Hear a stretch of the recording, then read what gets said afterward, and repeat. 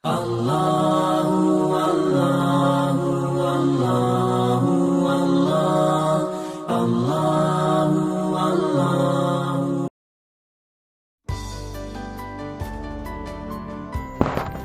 Assalamualaikum warahmatullahi wabarakatuh. Selamat pagi anak-anakku yang soleh dan soleha. Kembali kita belajar dari rumah. Mari sebelum kita melaksanakan pembelajaran pada pagi hari ini, terlebih dahulu kita membaca doa bersama-sama. Berdoa dimulai.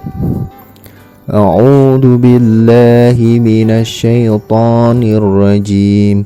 Bismillahirrahmanirrahim. Raditu billahi rabba wa bil islami dina wa bi Muhammadin nabiyya wa rasula. Rabbi zidni ilma warzuqni fahma. Amin ya rabbal alamin. Anak-anakku yang soleh dan soleha, hari ini kita akan belajar bersama mata pelajaran fikih kelas 2 semester genap.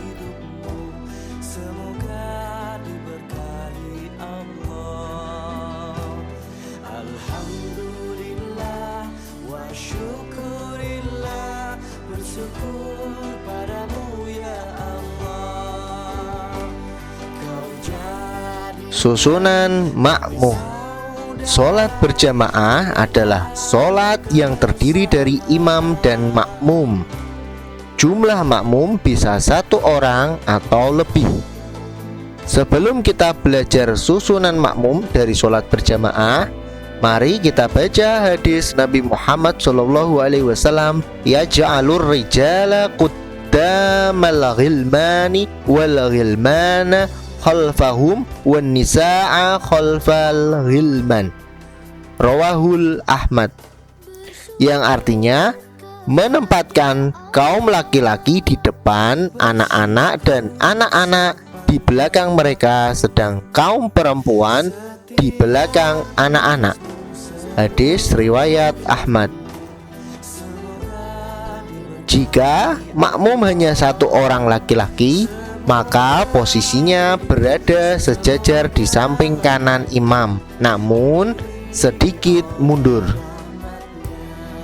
Jika makmum hanya 1 orang perempuan, maka posisinya berada di belakang imam. Jika makmum 2 orang atau lebih, maka posisinya berada di belakang imam. Dengan susunan imam, di belakang imam yaitu makmum laki-laki dewasa, kemudian di belakangnya makmum anak laki-laki, dan di belakangnya makmum anak perempuan, barulah di barisan yang paling belakang yaitu makmum perempuan dewasa. Sedangkan ketentuan untuk shaf atau barisan dalam sholat berjamaah yaitu shaf harus lurus dan rapat. Shaf yang pertama atau di depan dipenuhi terlebih dahulu. Kemudian shaf yang di belakangnya. Untuk shaf perempuan dipenuhi yang belakang terlebih dahulu. Shaf yang terluang atau kosong segera diisi. Selanjutnya, tata cara melakukan sholat berjamaah. Sekarang kita akan mempelajari tata cara sholat berjamaah. Setelah tahu tata caranya, akan kita simulasi sholat berjamaah. 1. Jika sudah masuk waktu sholat, segera siap-siap pergi ke musola atau masjid.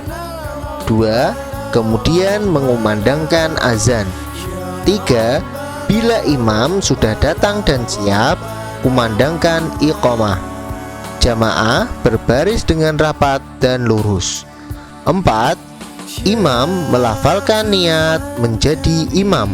Makmum melafalkan niat menjadi makmum. Lafal niat menjadi imam sholat subuh. Misalnya, Usolli fardhus subhi ra'ataini mustaqbilal qiblati adaan imaman lillahi ta'ala. Lafal niat sholat makmum. Usolli fardhus subhi ra'ataini mustaqbilal qiblati adaan makmuman lillahi ta'ala. 5. Kemudian membaca doa iftitah surat Al-Fatihah. 5. Kemudian membaca doa iftitah surat Al-Fatihah dan surat pendek. Dalam sholat maghrib, isya, dan subuh, imam membaca surat Al-Fatihah dan surat atau ayat pada rakaat pertama dan kedua dengan suara yang keras. Pada sholat zuhur dan asar, imam membaca Al-Fatihah dengan suara yang lirih. Pada saat imam membaca surat Al-Fatihah, makmum mendengarkan bacaan imam. Setelah imam selesai membaca surat Al-Fatihah, imam diam sejenak, kemudian membaca surat atau ayat Al-Quran. Ketika imam diam, makmum membaca surat Al-Fatihah. 6. Makmum membaca amin dengan keras ketika imam selesai membaca surah Al-Fatihah. Setelah selesai membaca Al-Fatihah dan surat, imam rukuk diikuti makmum. 8. Imam mengeraskan bacaan takbir intiqal, yakni bacaan takbir ketika berpindah dari rukun sholat ke rukun sholat yang lain. 9. Imam bangun dari rukuk sambil membaca Sami'allahu liman hamidah. Makmum mengikuti sambil membaca Rabbana walakal hamdu. Setelah berdiri tegak, imam dan makmum melanjutkan membaca Mil'us samawati wa mil'ul ardi wa mil'u ma syi'ta min syai'in ba'du. 10. Imam sujud dengan tumakninah diikuti oleh makmum. 11. Imam bangun dari sujud kemudian duduk. Begitu juga dengan makmum. 12. Imam sujud yang kedua diikuti makmum. 13. Imam bangun dari sujud kemudian berdiri. Makmum mengikuti imam. Setelah tegak berdiri membaca Al-Fatihah lagi seperti rakaat yang pertama. Begitu seterusnya sampai selesai. 14. Pada sholat zuhur, asar, maghrib, dan isya, pada rakaat kedua disunahkan membaca tasyahud awal. 15. Jika imam lupa tidak tasyahud awal atau lupa dalam rakaat, bacaan atau gerakan sholat, makmum laki-laki mengingatkan dengan bacaan tasbih, dan makmum perempuan mengingatkan imam dengan cara menepuk punggung tangan, yaitu mempertemukan telapak tangan yang satu dengan punggung telapak tangan yang lain. 16. Jika ada makmum yang terlambat, dia wajib mengikuti imam. Makmum masih mendapatkan rakaat imam jika ia datang imam dalam posisi rukuk. Makmum kemudian berniat dan takbiratul ihram, kemudian mengikuti rukuknya imam. Setelah salam menambahkan rakaat yang tertinggal. Makmum yang terlambat dinamakan makmum masbuk. Berikutnya adab sholat berjamaah. Yang pertama, adab berangkat ke masjid. bersuci dan memakai wangi-wangian. Disunahkan untuk membersihkan dirinya di rumah dan menggunakan pakaian terbaik dan memakai wangi-wangian, serta pakaian terbaik adalah yang berwarna putih.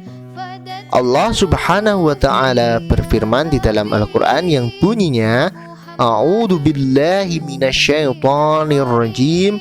Ya bani Adam khudu zinatakum inda kulli masjidin wa kulu washrabu wa la tushrifu innahu la yuhibbul musrifin. Yang artinya, hai anak Adam, pakailah pakaianmu yang indah di setiap memasuki masjid. Makan dan minumlah, dan janganlah berlebih-lebihan.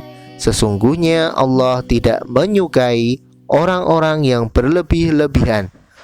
Quran Surat Al-A'raf ayat 31. Datang lebih awal. Disunahkan datang lebih awal ke masjid. Demikian itu menunjukkan kesungguhan seseorang untuk mendapatkan saf-saf yang pertama.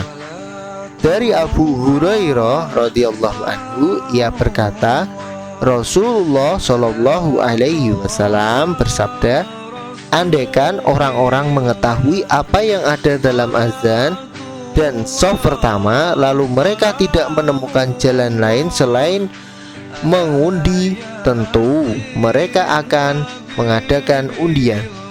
Kalau saja mereka mengetahui apa yang ada dalam datang lebih awal, pasti mereka akan berlomba-lomba melakukannya. Dan jika saja mereka mengetahui apa yang ada dalam sholat isya dan sholat subuh, tentu mereka akan mendatanginya sekalipun harus dengan merangkak. Muttafaq alaih. Memendekkan langkah guna mendapatkan kebaikan.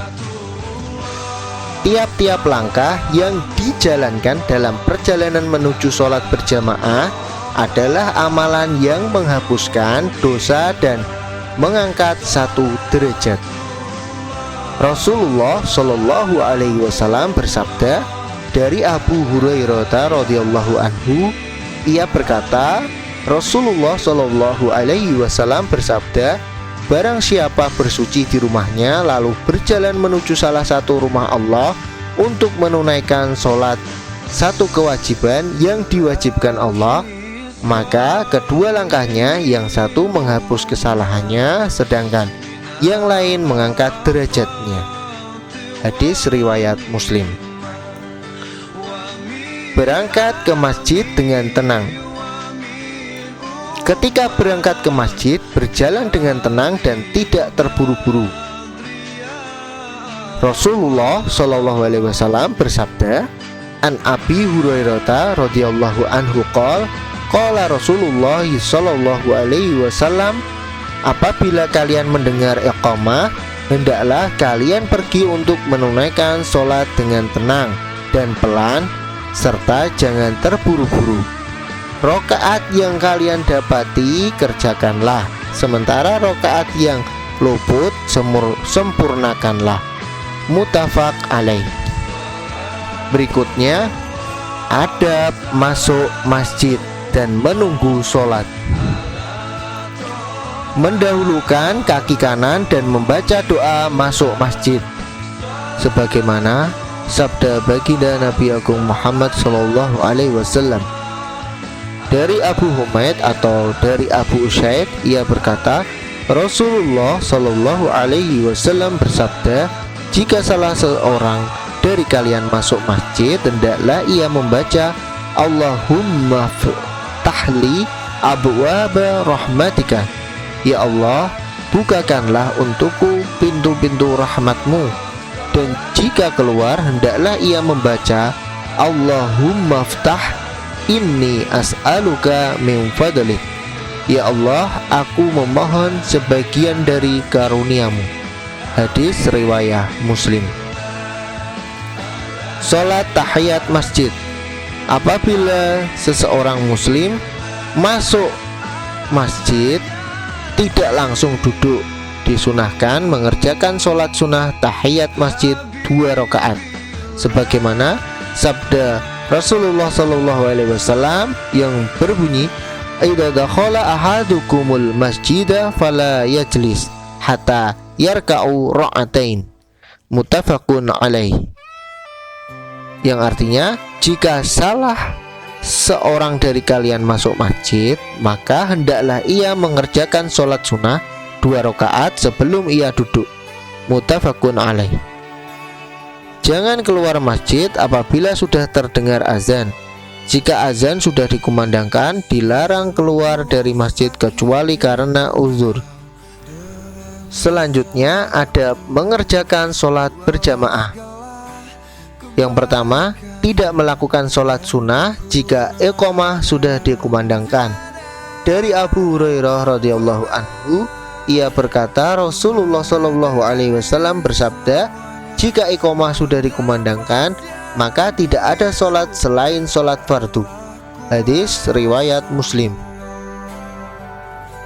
Yang kedua, shaf di belakang imam diisi oleh orang dewasa.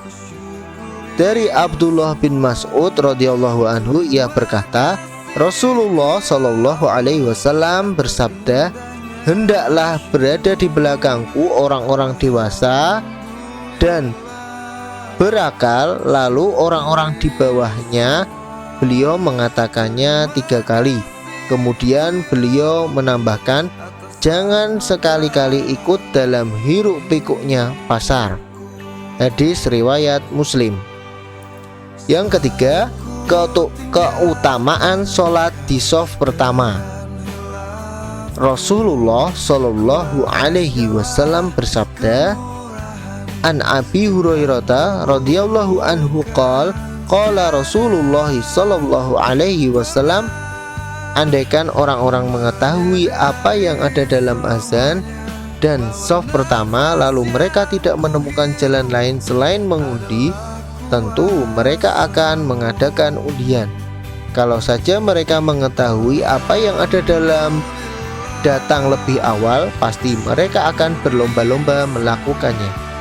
Dan jika saja mereka mengetahui apa yang ada dalam sholat isya dan sholat subuh, tentu mereka akan mendatanginya sekalipun harus dalam merangkak. Muttafaqun alaih. Yang keempat, meluruskan barisan.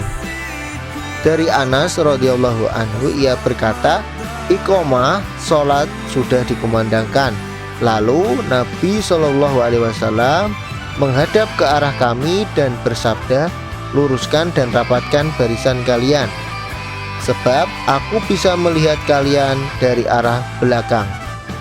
Muttafaqun alaih. Yang kelima, imam memperingan sholat. Dari Abu Hurairah radhiyallahu anhu, Rasulullah Shallallahu Alaihi Wasallam bersabda, apabila salah seorang dari kalian menjadi orang banyak, hendaklah ia memendekkan, karena ada di antara mereka orang yang lemah, sakit, dan orang tua. Dan apabila salah seorang dari kalian sholat sendirian, maka hendaklah ia memanjangkan sesuka hatinya. Muttafaqun alaih. Yang keenam, bacalah Al-Fatihah bagi makmum di belakang imam. Man kana lahu imamun wa qira'atul imami lahu qira'ah. Yang artinya, barang siapa yang sholat di belakang imam, maka bacaan imam adalah bacaannya. Yang ketujuh, zikir sesudah sholat. Allah Subhanahu wa ta'ala berfirman yang bunyinya, a'udzubillahi minasyaitonirrajim, alladzina amanu wa tatma'innu qulubuhum bidzikrillahi ala bidzikrillahi tatma'innul qulub. Yang artinya, yaitu orang-orang yang beriman dan hati mereka menjadi tentram dengan mengingat Allah. Ingatlah, hanya dengan mengingat Allah lah hati menjadi tentram. Quran Surat Al-A'raf ayat 28. Yang ke-8, mengerjakan sholat sunnah di rumah. Mengerjakan sholat sunnah di rumah sehingga rumah tidak seperti kuburan, sebagaimana sabda baginda Nabi Agung Muhammad SAW yang berbunyi dari Jabir bin Abdullah radhiyallahu an, ia berkata, Rasulullah SAW bersabda, apabila salah seorang dari kalian mengerjakan sholat di masjidnya, hendaklah ia memberi bagian dari sholatnya untuk rumahnya, karena Allah menjadikan kebaikan di rumahnya karena sholatnya. Hadis riwayat Muslim. Anak-anakku yang soleh dan soleha, selanjutnya yaitu keutamaan sholat berjamaah. 1. Pahala berjamaah 27 derajat. 2. Bekas jejak kaki orang yang sholat secara berjamaah dan langkah ke masjid dihitung sebagai kebaikan. 3. Perjalanan ke masjid mengangkat derajat dan menghapus kesalahan. 4. Disediakan rumah di surga. 5. Mendapat naungan Allah dengan naungannya pada hari kiamat. 6. Allah mencintai kedatangan hambanya ke masjid dan berzikir. 7. Ucapan amin bersama imam didoakan para malaikat dan dapat ampunan dosa. 8. Hikmah sholat berjamaah. Sholat berjamaah memiliki banyak sekali manfaat dan keutamaan. Berikut beberapa manfaat dan keutamaan dari sholat berjamaah. Yang pertama, saling mengingatkan apabila imam melakukan kesalahan. 2. Melatih diri menjadi seorang pemimpin sebagai imam dan merasakan sebagai orang yang dipimpin atau sebagai makmum. 3. Berlatih mengingatkan orang dengan cara yang terpuji. 4. Penguat silaturahim antar kaum muslim karena saling mengenal atau ta'aruf ketika mengerjakan sholat berjamaah. 5. Memperkokoh semangat persaudaraan kaum muslimin. 6. Menumbuhkan kesadaran dan tanggung jawab dalam memakmurkan masjid. 7. Memperoleh pahala sholat berjamaah 27 derajat dibanding sholat sendirian. 8. Membiasakan umat Islam untuk senantiasa bersatu dan tidak terpecah belah. 9. Menumbuhkan perasaan sama dan sederajat dan menghilangkan status sosial. Demikianlah anak-anakku yang soleh dan soleha, pembelajaran kita pagi hari ini. Mari kita tutup dengan membaca doa. Subhanakallahumma wa bihamdika asyhadu alla ilaha illa anta astaghfiruka wa atubu ilaik. Wassalamualaikum warahmatullahi wabarakatuh. Terima kasih anak-anak.